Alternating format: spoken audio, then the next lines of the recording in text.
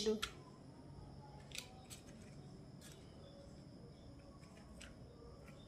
Ganda oh. Sa mga paso lang. Bumili siya ng lupa.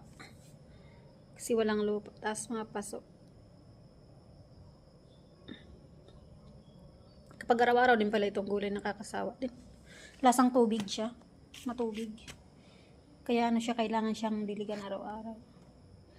Yan, ang ganda na ng kanyang tanim.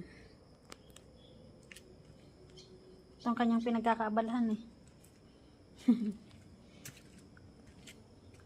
Styro. Yan. Pichay. Hindi siya pichay. Yung sili ko, ang dami kong tanim na sili.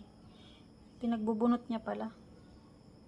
Hindi daw siya mahilig sa sili. Sabi ko yung dahon nito, masarap to kaya panlagay sa sabaw eh. Ito kinchay. Ito parang ano siya, parang tawag nito, sangig. Yan. Wala nang tanglad. Binunot niya ang tanglad. Dami.